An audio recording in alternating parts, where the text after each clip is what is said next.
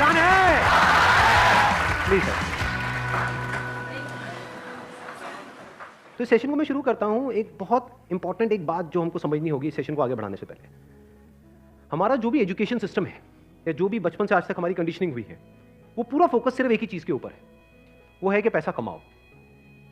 सब एग्री करते हैं इस बात से? तो पैसा कमाने पे तो सबका फोकस है, लेकिन कुछ ऐसा है जो इससे बहुत इंपॉर्टेंट है, उस पर किसी का फोकस नहीं है। पैसा कमाने से भी ज्यादा जो इंपॉर्टेंट है वो है कि आपने कितना पैसा बचाया। इंपॉर्टेंट है या नहीं है लॉन्ग टर्म में? सपोजिंगली आपने 50,000 रुपए महीने का कमा तो लिया, लेकिन आपके खर्चे हैं 55,000 रुपए के, क्या करोगे? तो कितना आपने कमाया उससे ज्यादा इंपॉर्टेंट है आपने कितना बचाया। कितना बचाया इससे भी ज्यादा इंपॉर्टेंट है कि जो बचाया उसको किस तरीके से इन्वेस्ट किया। ये कितने लोग समझ पा रहे हैं इस बात को? बट ये हमको कहीं नहीं सिखाया जाता है। स्कूल्स में, कॉलेजेस में, घर पे भी इसकी इतनी बात नहीं होती है कि पैसे को इन्वेस्ट कैसे करना है, स्मार्टली कैसे इन्वेस्ट करना है। क्योंकि अगर आपको स्मार्टली इन्वेस्ट करना आता है और आप मान लो महीने का, मैं बहुत बड़ी बात नहीं करता, 2-3 हज़ार रुपए भी इन्वेस्ट करते रहते हो अभी से, इस एज ग्रुप से, which is around 25 years, 30 years, तो आने वाले 20 साल बाद, 30 साल बाद पता है आपके अकाउंट में कितना पैसा हो सकता है? अगर स्मार्टली इन्वेस्ट करते हो तो करोड़ों रुपए हो सकते हैं। तो this topic today is extremely important, चाहे आप मेल हो चाहे फीमेल हो। और जरूरी नहीं है ये उन्हीं लोगों के लिए है जिनकी एज ग्रुप 25 साल है, 30 साल है, 35 साल है, क्योंकि इन बातों को सीखना एक्चुअल में जरूरी है at as young of age as possible. यानी अगर आपकी एज 18-19 साल, 20 साल भी है, जो लोग कैमरे पे देख रहे हैं उनको मैं बोलता हूँ, जो वीडियो में देख रहे हैं, कि अगर आपकी एज 18-19 साल है, 20 साल है, तब भी आपके लिए सेशन बहुत इंपॉर्टेंट है, इनफैक्ट ज्यादा इंपॉर्टेंट है। और मेरे को आइडिया कहाँ से आया ये सेशन करने का? मेरे एक फ्रेंड है, मेरी वैसे उनसे बातचीत हो रही, उन्होंने मेरे से पूछा कि यार मेरे पास में कुछ फंड पड़ा हुआ है, मुझे क्या करना चाहिए, उसको कहाँ इन्वेस्ट करना चाहिए, कुछ आइडियाज हैं आपके पास? नहीं, उन्होंने मुझसे पूछा, आप क्यों बीच में टांग अड़ा रहे हो? सीधा ही म्यूचुअल फंड है। तो उन्होंने मेरे से पूछा, तो मैंने ये नहीं कहा जो इन्होंने कहा, मैंने सबसे पहले उनसे ये पूछा, मैंने कहा आपने क्या किया हुआ इस पैसे का और कितना पैसा आपने जोड़ा हुआ है? उन्होंने बताया मेरे अकाउंट में अराउंड 4-5 लाख रुपए पड़ा हुआ है। मैंने कहा अकाउंट में मतलब? कहते savings account. And it's a huge blunder. और आप में से भी बहुत सारे लोगों के अकाउंट में पैसा पड़ा हुआ, कितने ऐसे हैं यहाँ पर? सेविंग अकाउंट में इंटरेस्ट कितना है पता है? 3%, 3.5%। इन्फ्लेशन कितनी है? इन्फ्लेशन पता है ना हम सबको क्या है? मान लो आज हम पेट्रोल खरीदते हैं, कितने का है पेट्रोल? कितने रुपए लीटर है? 73। ये आज से 20 साल पहले कितने का था? 20-25 रुपए का। तो 25 रुपए से बढ़ करके आज कहां हो गया है? 73 पे पहुंच गया। तो ऑलमोस्ट 3 गुना बढ़ गया है। तो अगर वो पैसा आपके सेविंग अकाउंट में पड़ा होता तो क्या वो 3 गुना बढ़ जाता? तो आप लॉस में हो। समझ गए? इन्फ्लेशन का जो रेट है अप्रॉक्सीमेटली आप कह सकते हो 6% के आसपास मान लेते हैं, वो वेरी करता रहता है। बट अगर 6% इन्फ्लेशन है और 3% आप अर्न कर रहे हो उस पैसे पे, तो आप कमा नहीं रहे हो, आप गंवा रहे हो, क्योंकि उस पैसे की वैल्यू कम होती चली जा रही है और आप खुश हो रहे हो कि मैं पैसा जोड़ रहा हूं। आप जोड़ नहीं रहे हो, आप बेवकूफी कर रहे हो। तो इस तरह की कुछ चीजें हैं जो हमको सीखनी बहुत जरूरी है। और जैसे मैंने उनको ये बात बोली तो it was a surprise for him. मैंने कहा ये पैसा सेविंग्स में क्यों पड़ा है, इसकी एफडी क्यों नहीं कराई? क्योंकि एफडी में एटलीस्ट 7% इंटरेस्ट है। कहता मैंने कभी सोचा ही नहीं ऐसे, मेरे को किसी ने बताया ही नहीं इसके बारे में, कभी सिखाया ही नहीं। और ये कोई छोटी प्रॉब्लम नहीं, बहुत बड़ी प्रॉब्लम है। मैंने कुछ कैलकुलेशंस करी, फिर उनको मैंने बताया, मैंने कहा अगर सिर्फ इतना सा स्टेप हमने उठा लिया ना, इतना सा जो कुछ भी नहीं है, कुछ घंटे का है, कि जो सेविंग में पड़ा है उसकी एफडी करानी है। एफडी भी अलग अलग ड्यूरेशन की करा दी। कुछ जो हमको पता है कि अभी इमीडिएटली काम नहीं आना है, उसकी मान लो 3 साल की करा दी। कुछ लगता है इमीडिएटली काम आना, तो 6 महीने की एफडी करा दी। अगर इतना सा भी हमने स्टेप उठा लिया तो अगले आने वाले 20 साल बाद कितने का फर्क पड़ जाएगा? Any idea?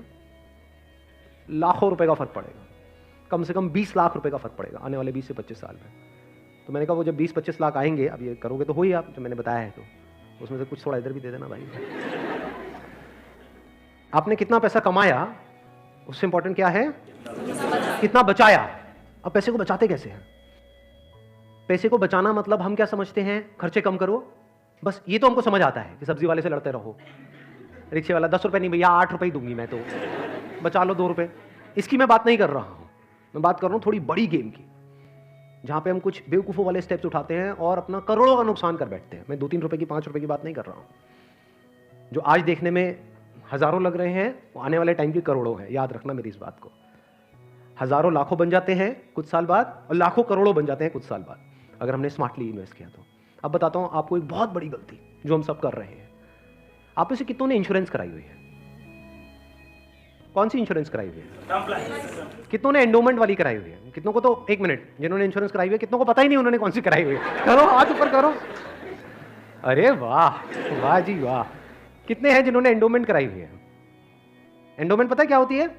कि आपने हर साल का इतना एक एक्स अमाउंट दिया, मानो 20-30 हज़ार रुपए दिया, और 10 साल बाद 20 साल बाद आपको इतने लाख रुपए मिल जाएगा, उसको एंडोमेंट बोलते हैं। वही कराइए। हाँ, वही कराइए सर। क्या सर एंडोमेंट पेंडोमेंट बोलते, सीधी बात करो ना। इंश्योरेंस का मतलब लोग यही समझते हैं इंडिया में कि हर साल का इतना पैसा जाना है, इतना प्रीमियम जाएगा, 20,000, 30,000, 40,000, और 20 साल बाद आपको इतने लाख रुपए मिल जाएगा, मान लो 20 लाख रुपए मिल जाएगा। जो सुनने में बड़ा अट्रैक्टिव लगता है, बेवकूफों वाला स्टेप है ये। कितनों ने टर्म इंश्योरेंस कराई हुई है? हार्डली 3 या 4 या 5 लोग। कमाल जी कमाल। देख लो कितना बड़ा ब्लंडर है ये अभी आप सपने में भी नहीं सोच सकते। और ये आपको कोई नहीं बताएगा, ना कोई बैंक वाले बताएंगे, ना कोई इंश्योरेंस एजेंट बताएगा, ना आपका कोई दोस्त बताएगा, क्योंकि जब पैसा बीच में आ जाता है तो यारी दोस्ती सिर्फ नाम की होती है। दारू पी रहे हो, ओ तुम मेरा भाई है, मैं तेरे साथ में कभी कुछ गलत नहीं कर सकता, ले तू एंडोमेंट करा, ओ तू मेरे पे छोड़ दे यार। और आपको पता ही नहीं आपका कितना बुरी तरीके से कटा है। तो अब ध्यान से समझना, ये जो टर्म इंश्योरेंस है ये आपको कराने के लिए कोई नहीं बोलेगा। क्यों? क्योंकि इसमें जो इंश्योरेंस एजेंट है उसको पैसा ना के बराबर मिलेगा। जो एंडोमेंट प्लान्स होते हैं, जो यूलिप्स होते हैं, उसमें उनको अच्छा खासा कमीशन मिलता है, कुछ केसेस में 30% तक भी मिलता है। अगर आपने मानो 20,000 की इंश्योरेंस कराई तो 30% कट गया आपका। आपका कट नहीं गया है, पैसा आपका कट गया है, 6,000 रुपए गया। अगर 6,000 रुपए वैसे कहीं पे खो जाते हैं या नहीं मिलते हैं या कोई लेकर के आपसे भाग जाता है, कितने दिन तक टेंशन रहती है? मजे की बात क्या है, आपको पता ही नहीं है कि आपके साथ क्या हुआ है। ये जो टर्म इंश्योरेंस होती है इसमें ना के बराबर कटता है। इसमें बस एक पॉइंट होता है जिसको सुनते ही आप लोगों को झटका लगेगा, जिनका कन्वेंशनल माइंडसेट है। टर्म इंश्योरेंस क्या होती है कि आप इतना पैसा देते रहो, मानो आपने 10 साल दिया, 20 साल दिया, 30 साल दिया, 30 साल बाद आपको 1 रुपए भी वापस नहीं आएगा। ओ सर, ये क्या सर, वापस नहीं आएगा तो फायदा क्या है? इंश्योरेंस किस लिए होती है? किस लिए होती है? कि कल को आपको कुछ हो जाए। ये बेसिक सी बातें बता रहा हूं आपको, ये नहीं पता है लोगों को। अभी देख लो कितनों ने हाथ उठाया था। बेसिक सी बात समझो, इंश्योरेंस का जो मतलब होता है वो होता है कि अगर आपको कुछ हो गया तो आपकी फैमिली को इतना पैसा मिल जाए कि उनको टेंशन ना हो। मान लो आप अर्निंग मेंबर हो फैमिली में, आप महीने का मान लो 30,000 कमा रहे हो, 40,000 कमा रहे हो, तो इंश्योरेंस का मतलब क्या है कि अगर आपको कुछ हो जाए तो आपकी फैमिली को इतना पैसा मिलना चाहिए कि उनके पास 40-50 हज़ार रुपये आता रहे। ये जो पॉलिसीज होती हैं, एंडोमेंट, यूलिप और ये सब जितनी भी होती हैं, इसमें कवर बहुत कम होता है। कवर का मतलब समझते हैं हम? कवर मतलब लाइफ कवर, जितने की कवरेज हुई है कि अगर आप मानो 50,000 का प्रीमियम दोगे तो आपको कवरेज मिलेगी, अलग अलग प्लान में अलग अलग होती है, मान लो 10 से 20 लाख रुपए की। मान लो अगर आपको 20 लाख रुपए मिल भी गया आपकी फैमिली को आपके जाने के बाद में, अगर आप साल का 50,000 दे रहे हो तो इसका मतलब अच्छा खासा कमा रहे हो, मान लो लाख रुपए महीने का कमा रहे हो, तो क्या उस 20 लाख रुपए में आपकी सारी जो भी फैमिली की प्रॉब्लम्स है वो सारी सॉल्व हो जाएगी? तो करा क्यों रहे हो ऐसी इंश्योरेंस? बस लालच, कितने साल बाद इतना पैसा मिलेगा? 20 लाख को अगर आपकी फैमिली आपके जाने के बाद में बैंक में रखती है, वहां से कितना इंटरेस्ट आएगा? मान लो 7% भी आ जाता है, 7% कितना होता है? 1,40,000, 20 लाख पे महीने का कितना हुआ? 12,000 रुपए महीना। चलो 1 लाख भी हटा देते हैं। अगर आपकी सैलरी 50,000 थी तो क्या 12,000 रुपए महीना बहुत है आपके लिए, आपकी वाइफ के लिए, आपके बच्चों के लिए, आपके मदर फादर के लिए, सबके लिए बहुत है? बिल्कुल। तो फिर ऐसी इंश्योरेंस हम क्यों कराते हैं?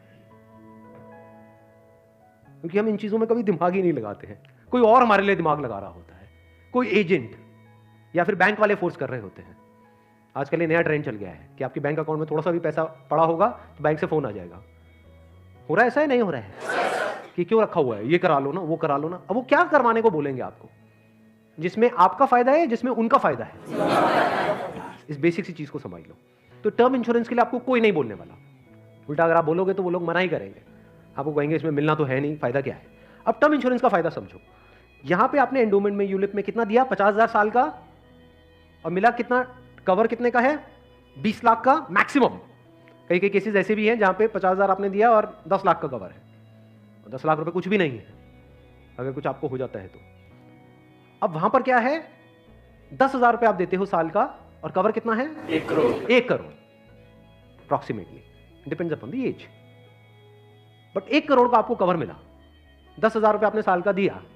1 करोड़ अगर उन्होंने बैंक में भी रखा, कितना आया? 60,000 महीने का। 7 लाख रुपए साल का आया, महीने का कितना हुआ? अराउंड 60,000। बहुत है। अगर आप 50,000 रुपए कमा रहे हो, बल्कि 10,000 ज्यादा दे दिए। अगर आप मैं वही बोलने ही वाला था कि अगर आप जरूरत से ज्यादा लड़ते हो घर में, तो आपके घर वाले खुश होंगे। चलो एक काम तो अच्छा किया जिंदगी में। तो अगर आपका बजट 50,000 का है इंश्योरेंस कराने का, तो 10,000 आपने कराई टर्म इंश्योरेंस, बिना ये सोचे कि मेरे को वापस कितना मिलेगा, क्योंकि वापस मिलने के लिए इंश्योरेंस नहीं है। इंश्योरेंस है लाइफ कवरेज के लिए। टर्म इंश्योरेंस मतलब क्या? कि आप उतना ही पैसा दे रहे हो जितने का आपको लाइफ कवर चाहिए। सिंपल। मान लो आप लाख रुपए महीने का कमा रहे हो, तो आपको कितने की पॉलिसी चाहिए? 2 करोड़। 2 करोड़ की। 2 करोड़ के लिए कितने का प्रीमियम जाएगा साल का? 20,000 रुपए। बस, इससे ऊपर 1 रुपए भी देना इलॉजिकल है। इसको बोलते हैं पैसे को बचाना। और वैसे अगर आपको 2 करोड़ की कवर चाहिए एंडोमेंट पॉलिसी में, तो कितने का प्रीमियम देना पड़ेगा साल का? 10 से 20 लाख रुपए साल का आपको प्रीमियम देना पड़ेगा। मतलब जितना कमा रहे हो उससे ज्यादा देना पड़ेगा। समझ गए क्या हो रहा है? जो कमा रहे हो वो सारा इंश्योरेंस में जाएगा, तब जाकर के एक ढंग का कवर मिलेगा आपको। जब मैंने भी अपने घर में बात करी टर्म इंश्योरेंस कराने की अपनी, तो उन्होंने सबसे पहली चीज यही पूछी, मेरे जो फादर है, कि ठीक है ये तो समझ आता है कि इतना पैसा जा रहा है, 20 साल बाद कितना मिलेगा? मैं कुछ नहीं मिलेगा। मैं कहा हाँ, अगर कुछ हो गया तो मिलेगा। कहता अरे नहीं नहीं बेटा ये क्या बात कर। मैं कहा इसीलिए होती है इंश्योरेंस पॉलिसी। मिलेगा। इस तरह से आप ज्यादा से ज्यादा कवर ले सकते हैं। Health insurance sir? Health insurance is must. आज के टाइम में बहुत जरूरी है। नहीं तो होगा क्या? आपने पैसा बचाया, मान लो बहुत एफर्ट किया, बहुत मेहनत करी, पता नहीं क्या क्या करा, और एक एक्स अमाउंट आपने बचा भी लिया। 10 साल 20 साल काम करके मान लो 10-20 लाख रुपए आपने बचा लिया, किसी तरीके से सेव कर लिया, और अगर कोई बीमारी हो गई तो कितनी देर लगेगी उस पैसे को खत्म होने में? हफ्ता, 10 दिन, 15 दिन। कितने लोग प्रैक्टिकली मेरी इस बात से रिलेट कर पा रहे हैं? सब कर पा रहे हैं। और कितनों ने हेल्थ इंश्योरेंस कराई हुई है? रिलेट सारे कर पा रहे हैं, लेकिन हार्डली आधे लोग ऐसे हैं जिन्होंने एक्चुअल में अपनी हेल्थ इंश्योरेंस कराई हुई है। और हेल्थ इंश्योरेंस भी मुझे लग रहा है ज्यादातर ने तो नाम के लिए करा रखी होगी। कितना कवर है? क्योंकि अगर आप कवर ज्यादा भी लेते हो तो प्रीमियम आपको बहुत ज्यादा नहीं देना पड़ता है, मार्जिनली एक्स्ट्रा होता है। उसमें आपकी पूरी फैमिली कवर हो जाती है। मतलब आप, आपकी वाइफ, आपके बच्चे सारे कवर हो जाते हैं। इसको आप हेल्थ इंश्योरेंस कहो, मेडिकल इंश्योरेंस कहो, मस्ट है ये होनी ही चाहिए। ज्यादातर ऐसे केसेस में क्या होता है, जिन्होंने कोई हेल्थ इंश्योरेंस अपनी नहीं कराई होती है, क्योंकि अब छोड़ तो सकते नहीं उस पर्सन को जो हमारे साथ में है, या खुद अगर कुछ हो गया तो अब अपने आप को ये तो नहीं कह सकते कि हाँ मरते हैं। तो ऐसे में क्या होता है, एक तो सेविंग्स आपकी खत्म होती है बड़ी तेजी से, दूसरा क्या खत्म होता है, और क्या होता है? लोन लेना पड़ेगा, उधार लेना पड़ेगा। उस उधार को चुकाने का मतलब क्या है? कि आप कभी जिंदगी में दोबारा सेव कर ही नहीं सकते। समझ रहे हो ये प्रॉब्लम कितनी बड़ी है और कितनी कॉम्प्लिकेटेड है ये? कि मतलब जिंदगी में कभी आप पैसा जोड़ ही नहीं पाओगे, क्योंकि जो कमाओगे अब वो सारा उधार चुकाने में लगता रहेगा। या तो आप लोन लोगे बैंक से, या अपने किसी दोस्तों से, यहां से वहां से, जिससे भी लोगे। और नहीं दोगे उनको वापस तो दोस्ती खराब करोगे। और एक और जब बात यहां तक आई है तो एक और चीज, एक और गलती हम करते हैं, we want to make quick money. उससे हमेशा बच करके रहो। जहां भी क्विक मनी की बात हो रही हो, भैया इतना पैसा लगा दो, इतने टाइम में इतना पैसा मिल जाएगा, ये हो जाएगा वो हो जाएगा, वहां से भाग जाओ, उल्टे हो जाओ और भाग जाओ वहां से, रुकना मत गलती से भी। ऐसी बहुत सारी स्कीम्स चल रही हैं मार्केट में, अनलिमिटेड, और करोड़ों लोगों ने अपने पैसे गंवाए हैं इन चक्करों में। अब आते हैं एक दूसरे एस्पेक्ट पे कि चलो हमने स्मार्टली पैसे को जोड़ा। कब जोड़ा? जब फालतू की जगह पे हमने पैसे को ब्लॉक नहीं किया। जैसे अगर आपने कोई एंडोमेंट प्लान ले लिया इंश्योरेंस का, जहां पे आपका साल का 50,000 रुपये जा रहा है, तो 50,000 रुपये तो आपका ब्लॉक हो गया अगले 20 साल के लिए। समझ गए ना? तो हमने वहां पे स्मार्टली प्ले किया, टर्म इंश्योरेंस कराई, वहां से पैसा बचाया। तो अभी जो पैसा बचा, इसका हम क्या करें? क्या सेविंग अकाउंट्स में पड़ा रहने दें? No use. वो आपका पैसा बढ़ नहीं रहा है, एक्चुअल में कम हो रहा है। वहां पे जो आपके पैसे पड़े हुए हैं वो 10 साल बाद और कम हो जाएगी उसकी वैल्यू। तो करना क्या चाहिए? इतना पैसा जितना आपको लगता है कि यार मेरे को इमीडिएटली जरूरत पड़ सकती है, वो कितना है? जितना आपके महीने के खर्चे हैं, इंटू 6 कर दो। वो पैसा है जो आपको कभी भी जरूरत पड़ सकती है। तो उस पैसे की आपने एक 6 महीने की एफडी करा दी। और एक बहुत अच्छा ऑप्शन अवेलेबल है हमारे पास में, वो है म्यूचुअल फंड्स। म्यूचुअल फंड्स पता है सबको क्या है? कितनों ने ऑलरेडी इन्वेस्ट किया हुआ है म्यूचुअल फंड्स में? बहुत कम लोगों ने। क्यों नहीं किया हमने इन्वेस्ट? सर पता ही नहीं है सर नंबर 1 करेक्ट इन्फॉर्मेशन नहीं है, नंबर 2 हम डरते हैं, हमें लगता है म्यूचुअल फंड भी कोई स्कीम है कि पैसा इकट्ठा किया और कल को अगर भाग गए या बंद हो गया तो पता नहीं क्या होगा। ये पैसा आपका 100% सेफ है because it is regulated by SEBI. तो यहां पे डरने की जरूरत नहीं है कि मेरा पैसा चला जाएगा, बस हमको यहां पे स्मार्टली प्ले करना पड़ेगा। So what we need to do is, एक तो आपने अपने 6 महीने का जो अपना कॉर्पस है उसको अलग कर दिया, यानी जो पैसा आपको चाहिएगा उसकी आपने एफडी करा दी, इंश्योरेंस वगैरह को प्लान कर लिया अच्छे से। फिर जो पैसा आपका बचा उसमें आप इन्वेस्ट कर सकते हो through SIP, systematic investment plan. It is an excellent option. Never try to get into stocks directly अगर आपको बहुत ही डीप नॉलेज नहीं है शेयर मार्केट की तो। हाँ, you are qualified in that और आपका काम ही वही है तब तो ठीक है, बट किसी की सलाह सुनी कि यार, या कोई कहानियां सुनी कि ये शेयर पहले इतने का था अब इतने का हो गया, सुनी होंगी ऐसी कहानियां। Never invest in stocks directly, क्योंकि कुछ नहीं पता कि वो कंपनी का क्या होने वाला है। हो सकता है आपका 100 रुपये आपने पूरा जो भी आपने जोड़ा या 1 लाख रुपए आपने जोड़ा और किसी के एडवाइस पे आपने उठा करके लगा दिया, वो 1 लाख रुपए 10,000 भी रह सकता है कुछ टाइम के अंदर अंदर, पता भी नहीं लगेगा। कहते हैं ना, never put all your eggs in the same basket, in one basket. तो अब करें क्या, क्योंकि ये प्रॉब्लम क्या है, इन्फ्लेशन अगर है 6% का और एफडी में आपको मिल रहा है 7%, तो अल्टीमेटली आप कितना कमा रहे हो? 1%। 1% से क्या होगा, करोड़पति बन जाओगे? इम्पॉसिबल। तो आप क्या कर सकते हो, अपना आधा पैसा सेफ जगह पर रखो। सेफ जगह क्या है? एफडी हो गया।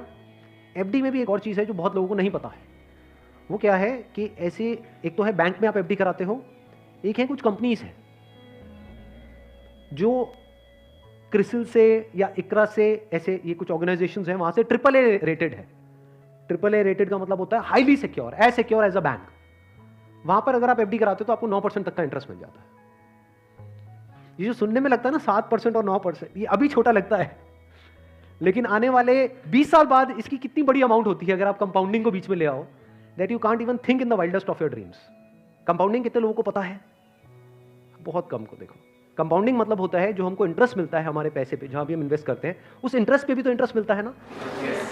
मान लो आपने 100 रुपए इन्वेस्ट किया, 1 साल बाद 20% की रिटर्न आई, तो अगले साल 120 पे 20% मिलेगा। कितना हो गया? 144। उसके अगले साल 144 पे 20% मिलेगा, 100 पे नहीं मिलेगा। और जब इसको आप इस तरीके से देखते चले जाओगे तो ये फिगर देखने में छोटी लगेगी, शुरू छोटे से होएगी, शुरू होएगी 2-3 हज़ार 5 हज़ार से, ये करोड़ों में पहुंचने में देर नहीं लगेगी।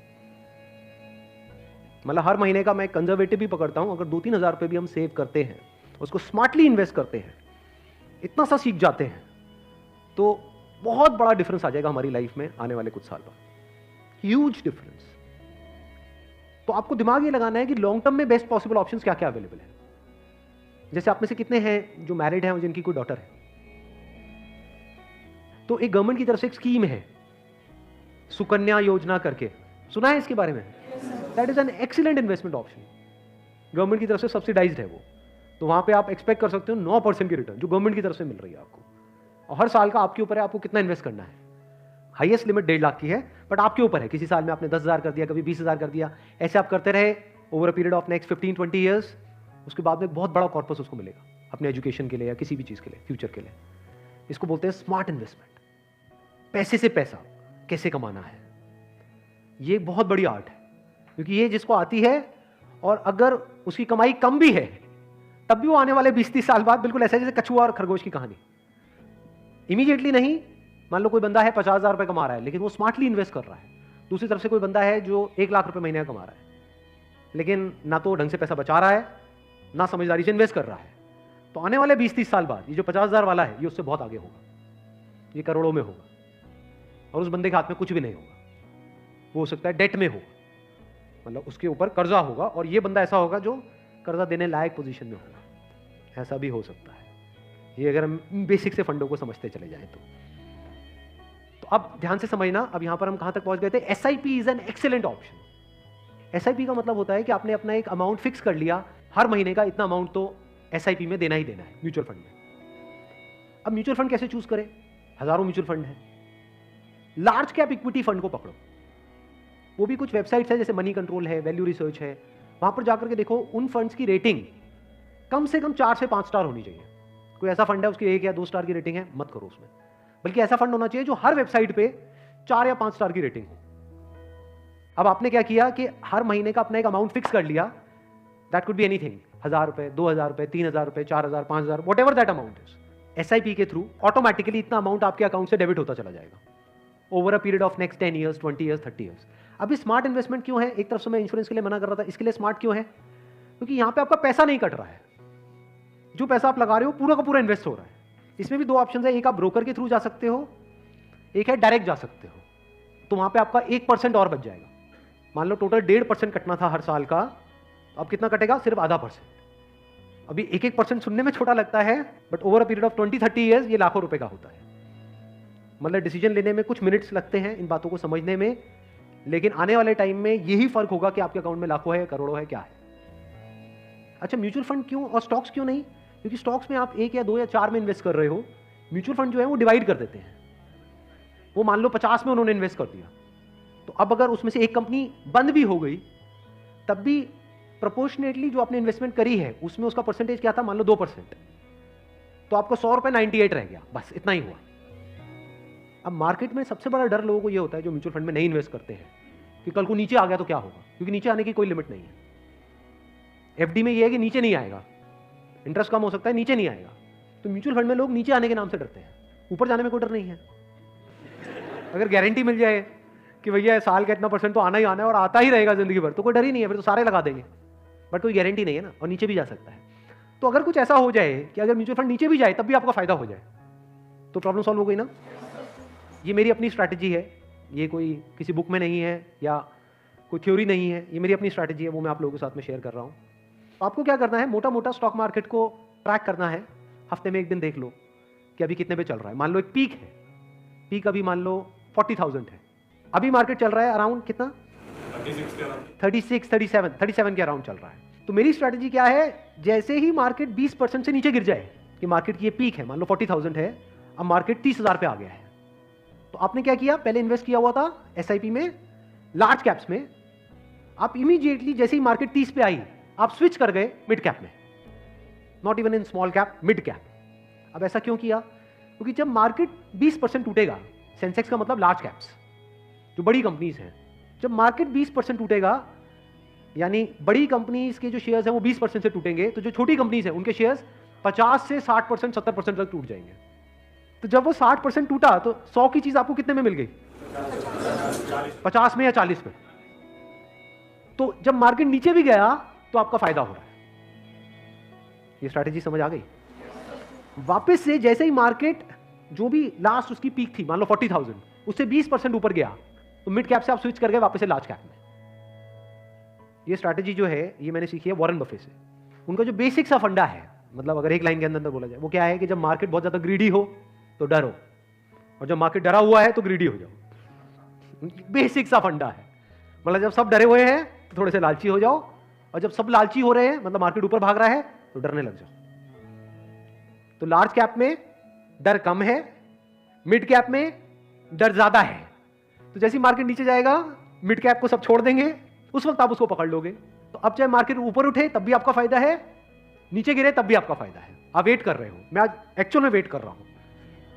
लोग हैं डरते हैं, जो म्यूचुअल फंड में इन्वेस्ट करते हैं, स्टॉक्स में इन्वेस्ट करते हैं, लोग डरते हैं कि मार्केट नीचे ना आ जाए, मार्केट ऊपर। मैं वेट कर रहा हूं, जाए तो सही नीचे, समझ गए?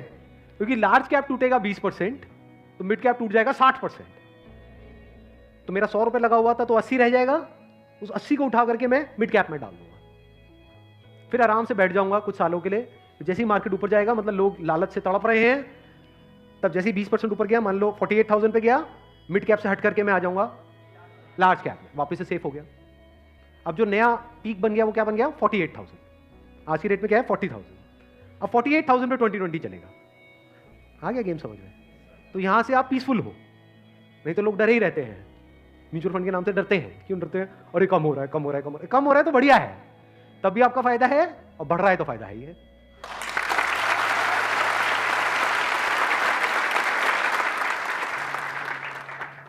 समझ गए? ये बेसिक सा फंडा है, हमेशा याद रखना।